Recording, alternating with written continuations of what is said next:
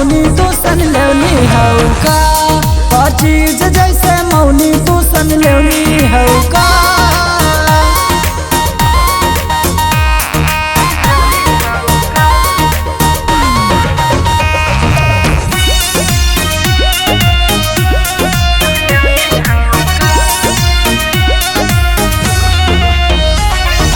देखी जब बाली के तोहर ओठ लाली के चुमे के मन करे हमरो ये जान।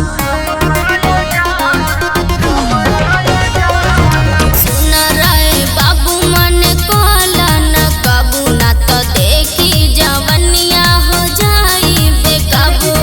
चाट समोसा वाली तू ही चटनी हाउ का।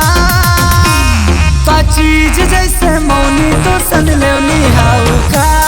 हर चीज जैसे मौनी तो सन लेवनी हाउ का।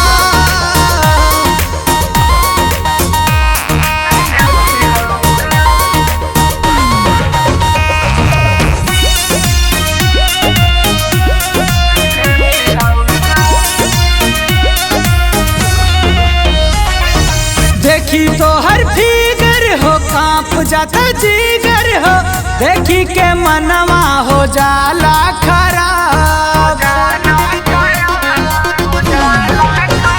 बाटे सोला के उठानी देहे छोड़ा तब पानी जब ले लूटी ना जवानी तब ले कोरी मन माने। चाय पत्ती निकाल देलू चाय छननी हाउ का। पर चीज जैसे मौनी तू सन लेवनी हाउ का। पर चीज जैसे मौनी तू सन लेवनी हाउ का।